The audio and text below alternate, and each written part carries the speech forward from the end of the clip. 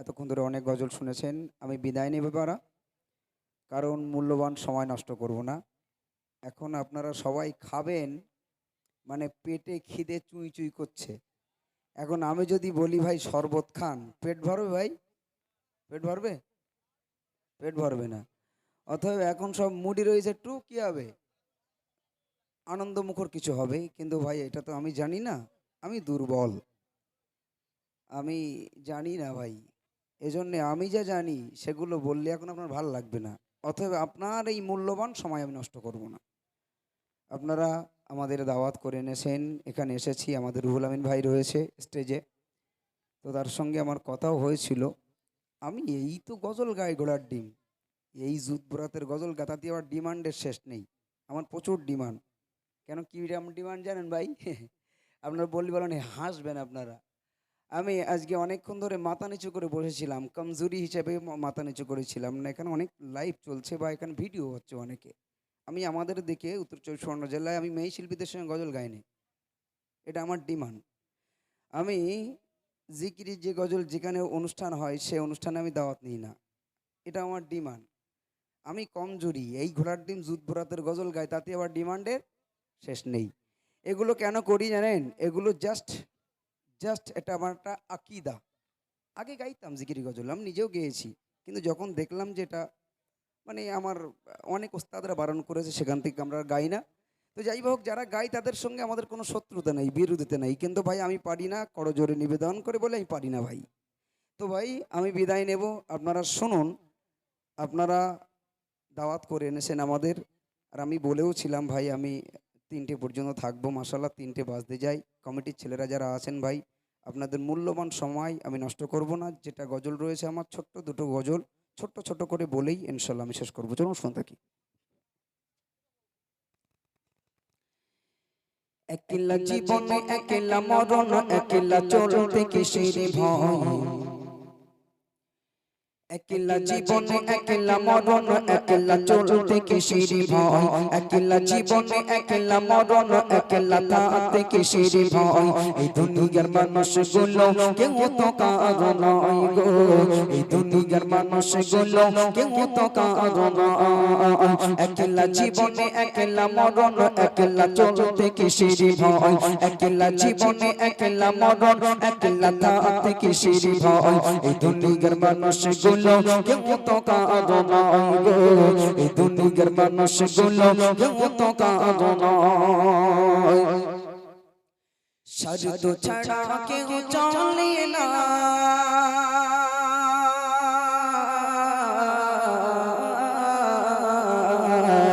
শর্ত ছাড়া কেউ চলে না, মনের ব্যথা কেউ বোঝে না, শর্ত ছাড়া কেউ চলে না, মনের ব্যথা কেউ বোঝে না। কারো দুঃখ দেখলে আবার করে দুঃখের অভিনয়, কারো দুঃখ দেখলে আবার করে দুঃখের অভিনয়। এই দুনিয়ার মানুষগুলো কেউ তো কাঁদো নয় গো, এই দুনিয়ার মানুষগুলো কেউ তো কাঁদো নয়। একলা জীবনে একলা মরণ, একলা চলতে কিসের ভয়, একলা জীবনে একলা মরণ, একলা থাকতে কিসের ভয়। এই দুনিয়ার মানুষগুলো কেউ তো কাঁদো নয় গো, এই দুনিয়ার মানুষগুলো কেউ তো কাঁদো নয়। আমরা আমাদের মনের দুঃখগুলো মানুষের কাছে প্রকাশ করি আর বলি খবরদার যেন কারোর সঙ্গে বলিস না, কিন্তু যখন দেখা যায় তার সঙ্গে আমার ঝগড়া হয়, তখন আমি যা বলেছি তার থেকে বেশি বেশি মানুষের কাছে ছড়ায় আর ঝগড়া বাঁধিয়ে দেয়। এজন্যে আপনি বলবেন কার কাছে? সেজদায় পড়বেন, আল্লাহকে বলবেন, আল্লাহ তুমি আমার এই দুঃখটা মুছে দাও। একমাত্র আল্লাহই আপনার দুঃখ মুছে দিতে পারে, পৃথিবীর কোনো মানুষ আপনার দুঃখ মুছতে পারেন। তাই কবি লিখছেন, যে বুঝবে তোমার মনের কথা,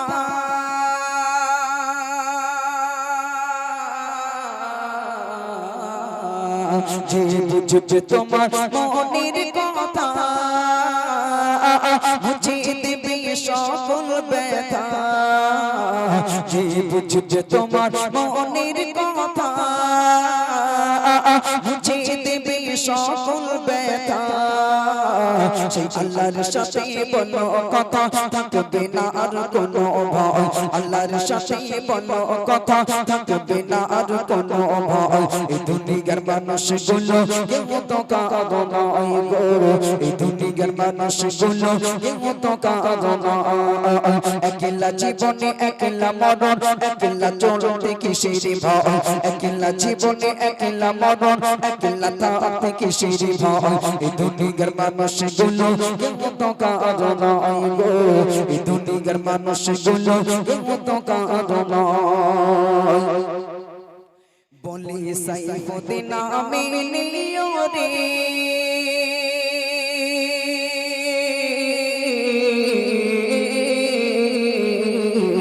বলে সাইফুদ্দিন আমি নিও রে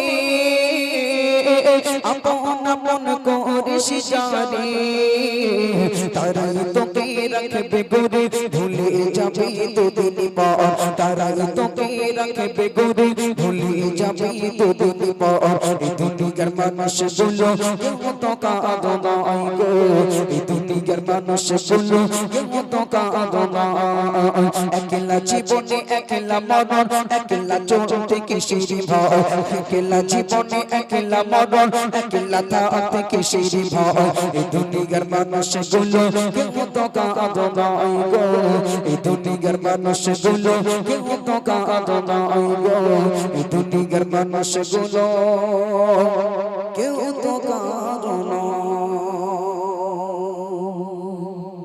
শুনেন এবার যেতে যেতে আমাদের এখানকার কি জানো না চক শীতলপুর আমার মায়েদের যেতে যেতে জাস্ট একটা কথাই বলে যাব যে আমার মায়েরা জান্নাতে যেতে গেলে আমার মায়েদের কি করতে হবে কি করা উচিত আমাদের চলুন সে গজল পরিবেশন করছি আমার নিজের লেখা এবং গাওয়া গজল ছোট্ট করে গাইছি জান্নাতি হতে চাও যদি অগনারী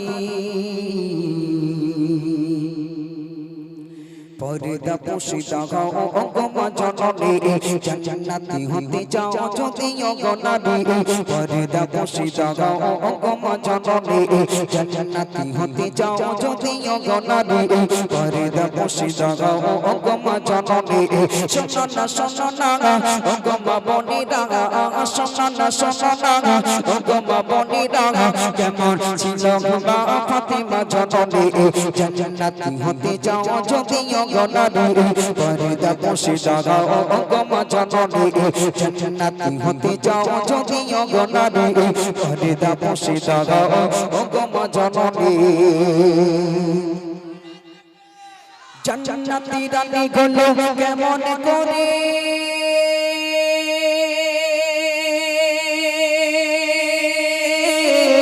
গালিতে বাবরে খাসে পড়ত গায়ে জান্নাতি রানী গুলো কেমন করে গালিতে বাবরে খাসে পড়ত গায়ে জান্নাতি রানী গুলো কেমন করে গালিতে বাবরে খাসে পড়ত গায়ে দেখতে কেমন ছিল ফরসা কালো ছিল দেখতে কেমন ছিল ফরসা কালো ছিল স্বামী সন্তান ছাড়া কে হতো দেখে জান্নাতি হতে চাও যদি অগনারী পর্দা পোশিদা গাও অগমা জননী জান্নাতি হতে চাও যদি অগনারী পর্দা পোশিদা গাও অগমা জননী শোনো না অগমা বনিরা শোনো না অগমা বনিরা কেমন ছিল মা ফাতিমা জননী জান্নাতি হতে চাও যদি অগনারী পর্দা পোশিদা গাও অগমা জননী হযরত মা ফাতিমা জাহরা রাদিয়াল্লাহু তাআলা আনহা তিনি দেখতে কেমন ছিল লম্বা ছিল নাকি বেটে ছিল কালো ছিল নাকি ফর্সা ছিল মোটা ছিল নাকি পাতলা ছিল স্বামী সন্তান ছাড়া দুনিয়ার কোনো বেগানা পরপুরুষ তাকে কখনো দেখেনি হযরত মা ফাতিমা জাহরা রাদিয়াল্লাহু তাআলা আনহা ইন্তেকালের পূর্বে তার স্বামীর কাছে ওসিয়াত করলেন ওগো স্বামী আমি দুনিয়া ছেড়ে যেদিন বিদায় নিয়ে চলে যাব খবরদার যেন দিনের বেলা আমার কাফন দাফন করো না রাতের বেলা করো কারণ আমাকে যখন কাফন দাফন করবে আমার দাফনের সময় যেন পুরুষ মানুষ বেশি ডাকবে না আমাকে একাকীভাবে অন্ধকারাচ্ছন্ন জায়গায় কবর দেবে হযরতে আলী জিজ্ঞাসা করলেন আমি যদি পুরুষ মানুষ না ডাকি তোমার কবরস্থ করব কেমন করে তোমার খাটিয়াটা ধরে নিয়ে যাবে কে হযরত ফাতেমা জাহরা রাদিয়াল্লাহু তাআলা আনহা বললেন, ওগো আমার প্রাণের স্বামী, আমি দুনিয়াতে বেঁচে থাকাকালীন কেউ কখনো আমাকে দেখিনি, আমি কেমন দেখতে? আমি যখন মারা যাব, খাটিয়ায় কাফনে মোড়ানো লাশখানা যখন রাখা থাকবে, সেই খাটিয়ায় কাফনের কাপড়ের উপর দিয়েও দুনিয়ার কোনো বেগানা পরপুরুষ দেখে যেন বুঝতে না পারে আমি ফাতেমা কতটা লম্বা ছিলাম, কতটা উঁচু ছিলাম, যেন মরার পরেও দেখতে না পাই। আহারে, আজও আমাদের ঘরে মা ফাতেমা অনেক রয়েছে। আমাদের ঘরের বউরা মেয়েরা দেখানোর প্রতিযোগিতা শুরু করেছে, আর ফাতেমা মরার পরেও দেখাতে চাই না। এই জন্যে প্রথম নাম্বার লাগবে আপনার জান্নাতে যেতে গেলে পর্দা, কারণ পর্দা করা ফরজ। শুধু নারীদের শরীরটাকে ঢেকে রাখা ফরজ নয়, তার কণ্ঠটাও পুরুষ থেকে ঢেকে রাখাটাও ফরজ। ফরজে আইন, ফরজে কেফায়া নয়। নারীদের কণ্ঠটাও কি? কণ্ঠটাও পর্দা। এই জন্য কবি লিখছে, শুনুন, সংসারে ছিল তার এতই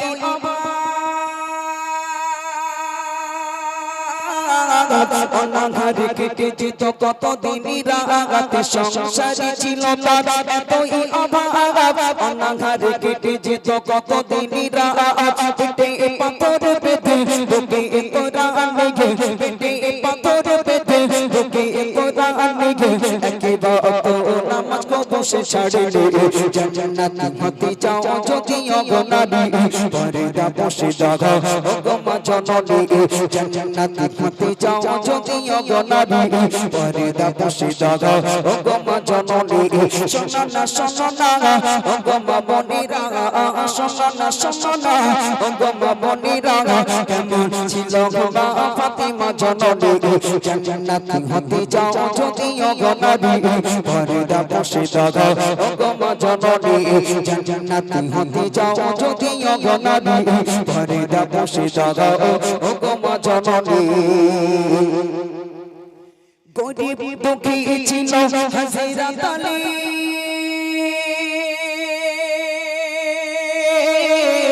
পারিত না কিনে দিতে নতুন শাড়ি, গরিব দুঃখী ছিল হযরত আলী, পারিত না কিনে দিতে নতুন শাড়ি, তবু মা ফাতেমা করিত না গঞ্জনা, তবু মা ফাতেমা করিত না গঞ্জনা, স্বামী ছিল তার নয়নের মনে, জান্নাত হতে যাও যদি অগনারী, পর্দা বসে দাগা ওগো মা জননী, জান্নাত হতে যাও যদি অগনারী, পর্দা বসে দাগা ওগো মা জননী। শোনো না শোনো না ওগো মা বোনেরা, শোনো না শোনো না ওগো মা বোনেরা, কেমন ছিল মা ফাতেমা জননী, জান্নাত হতে যাও যদি অগনারী, পর্দা বসে দাগা ওগো মা জননী। সাইফুদ্দিন নামে বলে জননী,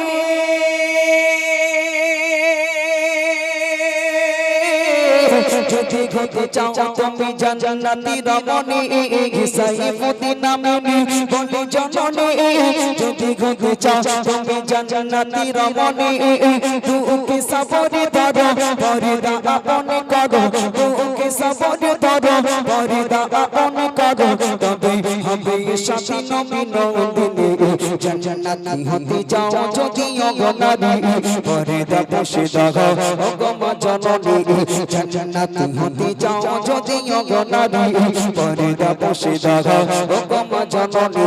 শোনো না শোনো না ওগো মা বোনেরা, শোনো না শোনো না ওগো মা বোনেরা, কেমন ছিল মা ফাতেমা জননী, জান্নাত হতে যাও যদি অগনারী, পর্দা বসে দাগা ওগো মা জননী, জান্নাত হতে যাও যদি অগনারী, পর্দা বসে দাগা